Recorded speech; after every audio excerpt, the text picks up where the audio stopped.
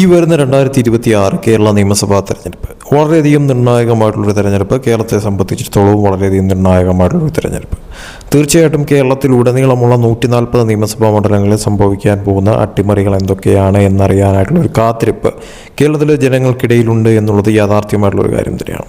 അതിൽ തന്നെ ഇപ്പോൾ പുറത്തു വരുന്ന സർവേ റിസൾട്ടുകൾ, ദേശീയ തലത്തിൽ നിന്ന് തന്നെ പുറത്തു വരുന്ന സർവേ റിസൾട്ടുകൾ, സി വോട്ടർ സർവേ ഉൾപ്പെടെയുള്ള സർവേ റിസൾട്ടുകൾ പുറത്തു വരുമ്പോഴത്തേക്കും എന്ത് തരം അട്ടിമറികളായിരിക്കും കേരളത്തിൽ സംഭവിക്കാൻ പോകുന്നത് എന്ന ആ ഒരു ഏറ്റവും വലിയ ചോദ്യത്തിനുള്ള ഉത്തരം തീർച്ചയായിട്ടും കേരളത്തെ സംബന്ധിച്ചിടത്തോളം 140 നിയമസഭാ മണ്ഡലങ്ങളിൽ പലയിടത്തും ത്രികോണ പോരാട്ടമായിരിക്കും എന്ന കാര്യത്തിൽ യാതൊരു സംശയവുമില്ല. പ്രവചനാതീതമായിട്ട് കാര്യങ്ങൾ മാറുമെന്ന് തന്നെയാണ് ദേശീയ സർവേ റിസൾട്ടുകൾ ഉൾപ്പെടെ പറയുന്ന ഒരു കാര്യമെന്ന് പറയുന്നത്.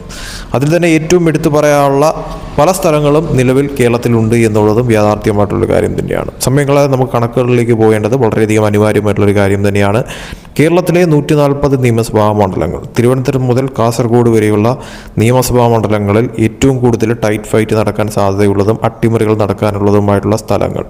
ഇതിൽ ഇപ്പോൾ പുറത്തു വന്നിട്ടുള്ള ദേശീയ സർവേ റിസൾട്ടുകൾ എന്താണ് പറയുന്നതെന്ന് നോക്കാം. അതിലാദ്യം നമുക്ക് സി വോട്ടർ സർവേ എന്ത് തരം മാറ്റമാണ്, അട്ടിമറിയാണ് കേരളത്തിൽ നടക്കാൻ പോകുന്നത് എന്നതിനെക്കുറിച്ച് പറഞ്ഞിരിക്കുന്നത്.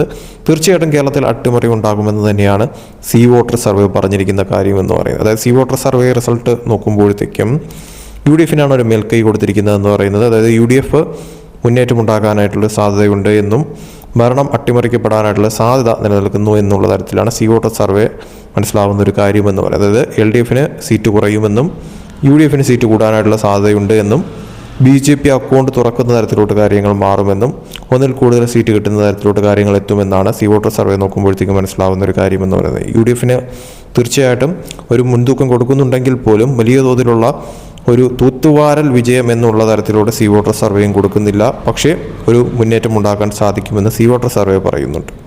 അതിൽ LDF-ന് അടിപതറുമെങ്കിലും ഒരു പൂർണ്ണ തോതിലുള്ള തകർച്ചയിലേക്ക് നീങ്ങത്തില്ല എന്നുള്ളതാണ് സി വോട്ടർ സർവേ നോക്കുമ്പോഴത്തേക്കും മനസ്സിലാവുന്ന ഒരു കാര്യമെന്ന് പറയുന്നത്.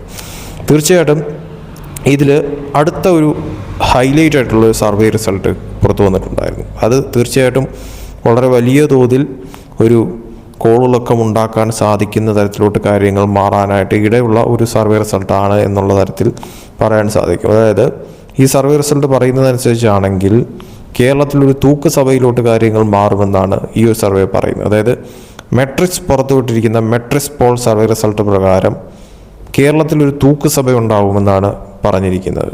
അതായത് LDF-ന് 61 മുതൽ 71 സീറ്റും UDF-ന് 58 മുതൽ 69 സീറ്റും BJP-ക്ക് 2-ൽ കൂടുതൽ സീറ്റും ഈ സർവേ പറഞ്ഞിരിക്കുന്നു. ഇത് പ്രകാരമാണെങ്കിൽ കേരളത്തിലൊരു തൂക്കുസഭയിലോട്ട് കാര്യങ്ങൾ മാറും. LDF-നൊരു മുൻതൂക്കം കൊടുത്തിരിക്കുന്നു നേരിയ തോതിൽ.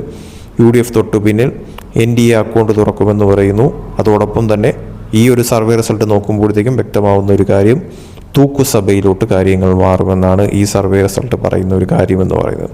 അങ്ങനെയാണെങ്കിൽ തീർച്ചയായിട്ടും കേരളത്തിൽ വലിയ തോതിലുള്ള ഒരു അട്ടിമറി നടക്കാനായിട്ടുള്ള സാധ്യതയുണ്ട് എന്നത് വ്യക്തമായി മനസ്സിലാക്കാൻ പറ്റുന്ന ഒരു കാര്യം തന്നെയാണ്. തൂക്കുസഭയിലോട്ട് കാര്യങ്ങൾ മാറിക്കഴിഞ്ഞാൽ അത് തീർച്ചയായിട്ടും കേരളത്തിൽ വലിയ തോതിലുള്ള ഒരു മാറ്റത്തിന് തുടക്കം കുറിക്കുന്ന തരത്തിലോട്ട് കാര്യങ്ങൾ മാറുമെന്നുള്ളതും ഈ സർവേ റിസൾട്ട് നോക്കുമ്പോഴത്തേക്കും മനസ്സിലാവുന്ന ഒരു കാര്യം തന്നെയാണ്. അങ്ങനെ മൊത്തത്തിൽ നോക്കുമ്പോഴത്തേക്കും സർവേ റിസൾട്ടുകൾ നോക്കുമ്പോഴത്തേക്കും കേരളത്തിൽ പലതരത്തിലുമുള്ള അട്ടിമറിക്ക് സാധ്യതയുണ്ട് എന്ന തരത്തിലാണ് പല സർവേകളും പുറത്തുവിടുന്നത്. അതിൽ മെട്രിക് സർവേ റിസൾട്ട് തൂക്കുസഭയിലോട്ട് കാര്യങ്ങൾ മാറുമെന്ന് പറയുന്നു. സീറ്റുകളുടെ കാര്യത്തിലായാലും ആ ഒരു തരത്തിൽ, അതായത് നേരിയ തോതിലുള്ള ഒരു മുൻതൂക്കം LDF-ന് കൊടുത്തിരിക്കുന്നു. UDF തൊട്ടു പിന്നിൽ BJP അക്കൗണ്ട് തുറക്കുമെന്ന് പറയുന്നു. അതോടൊപ്പം തന്നെ തൂക്കുസഭയിലോട്ട് കാര്യങ്ങൾ മാറുമെന്ന് പറയുന്നു. സി വോട്ടർ സർവേ റിസൾട്ട് നോക്കുമ്പോഴത്തേക്കും അതിൽ UDF-ന് മുൻതൂക്കം കൊടുത്തിരിക്കുന്നു. LDF പൂർണ്ണ തോതിൽ തകരില്ല, പക്ഷേ സീറ്റുകളുടെ കാര്യത്തിൽ ഒരു ഗണ്യമായ കുറവ് സംഭവിക്കുകയും BJP അക്കൗണ്ട് തുറക്കുമെന്ന് പറയുന്നു. ഈ വന്നിരിക്കുന്ന പല സർവേ റിസൾട്ട് നോക്കുമ്പോഴത്തേക്കും ദേശീയ തലത്തിൽ നിന്ന് തന്നെ ഉള്ള സർവേ റിസൾട്ട് നോക്കുമ്പോഴത്തേക്കും BJP അക്കൗണ്ട് തുറക്കുമെന്നും 1-ൽ കൂടുതൽ സീറ്റ് നേടുമെന്നും പറയുന്നുണ്ട്. അതേസമയം ബാക്കി ഉള്ള കാര്യങ്ങൾ, അതായത് ഈ പറയുന്ന രീതിയിൽ ആര് ഭരണത്തിൽ വരുമെന്നതിനെക്കുറിച്ച് പലതരത്തിലുമുള്ള റിസൾട്ടുകൾ പുറത്തു വരുന്നുണ്ട്. പക്ഷേ ഒരു എഡ്ജ് കൂടുതൽ നൽകിയിരിക്കുന്നത് UDF-നാണ് എന്നത് എടുത്തു പറയേണ്ടത് അനിവാര്യമാണ് പല സർവേ റിസൾട്ടുകളും. പക്ഷേ ചില സർവേ റിസൾട്ടുകൾ ഈ പറയുന്ന തോതിൽ ഒരു തൂക്കുസഭയിലോട്ട് കാര്യങ്ങൾ മാറാനും സാധ്യതയുണ്ട് എന്ന് പറയുന്നു. സോ കേരളത്തിൽ നടക്കാൻ പോകുന്ന നിയമസഭാ തെരഞ്ഞെടുപ്പ് ഒരു പ്രവചനാതീതമായിട്ട് കാര്യങ്ങൾ മാറാനായിട്ടുള്ള സാധ്യതയുണ്ട് എന്ന് മനസ്സിലാക്കാൻ പറ്റുന്ന ഒരു കാര്യമാണ്. അതിൽ ഒരു മുൻതൂക്കം UDF-ന് കാണുന്നുണ്ടെങ്കിൽ പോലും ചിലപ്പോൾ ഒരു അട്ടിമറി പ്രതീക്ഷിക്കാവുന്ന തരത്തിലോട്ട് കാര്യങ്ങൾ മാറിയെന്ന് വരാം. അതായത് ഒരു തരംഗം അല്ലെങ്കിൽ ഒരു തൂത്തുവാരൽ വിജയമൊന്നും തന്നെ UDF ഒരു സർവേയും ഇതുവരെയായിട്ടും കൊടുത്തിട്ടില്ല എന്നുള്ളതാണ് വാസ്തവം എന്ന് പറയുന്നത്. അതായത് ഒരു തൂത്തുവാരൽ വിജയം, ഒരു 100 സീറ്റുകൾ എന്നുള്ള തരത്തിലേക്ക് ഇതുവരെയും ഒരു സർവേയും കൊടുത്തിട്ടില്ല. പക്ഷേ അവർക്കൊരു മുൻതൂക്കം കൊടുക്കുന്നുണ്ട് പല സർവേ റിസൾട്ടുകളും.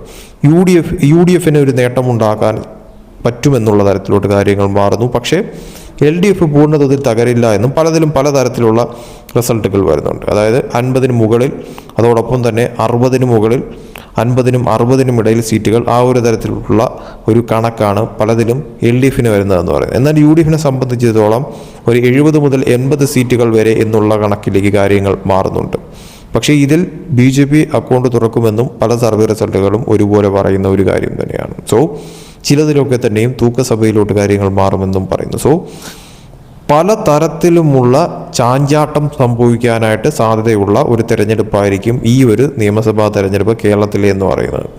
അതിൽ എന്തും സംഭവിക്കാം. പലതരം മാറ്റങ്ങൾ, ട്വിസ്റ്റുകൾ, അട്ടിമറികൾ സംഭവിക്കാനായിട്ട് സാധ്യതയുണ്ട് എന്നും സർവേ റിസൾട്ട് വ്യക്തമാക്കുന്ന ഒരു കാര്യം തന്നെയാണ്. അതിൽ എന്താണ് സർവേ റിസൾട്ടുകൾ പോലെ തന്നെ ഒരു തൂക്കസഭയിലോട്ട് കാര്യങ്ങൾ മാറുമോ, അതല്ല UDF ഒരു മുൻതൂക്കമുണ്ടായി അവർക്കൊരു തൂത്തുവാരൽ വിജയമല്ലെങ്കിൽ പോലും ഭരണത്തിലേക്ക് ഈ ഒരു 3-ാം ടൈമിലെങ്കിലും എത്തുന്ന തരത്തിലോട്ട് കാര്യങ്ങൾ മാറുമോ, ഒരു ഹാട്രിക് വിജയം നേടാനാവാതെ LDF ഭരണത്തിൽ നിന്നും മാറി ഇന്ത്യയിലുടനീളം ഒരു ഭരണമില്ലാത്ത തരത്തിലോട്ട് ഈ പറയുന്ന LDF കാര്യങ്ങൾ മാറുമോ, BJPക്ക് കേരളത്തിൽ വീണ്ടും നിയമസഭയിലേക്ക് MLA-മാരുണ്ടാവുന്ന തരത്തിലോട്ട് കാര്യങ്ങൾ മാറുന്ന രീതിയിലോട്ട് കാര്യങ്ങൾ എത്തുമോ എന്നുള്ളത് തീർച്ചയായിട്ടും കാത്തിരുന്ന് കാണേണ്ടത് അനിവാര്യമായിട്ടുള്ളൊരു കാര്യം തന്നെയാണ്.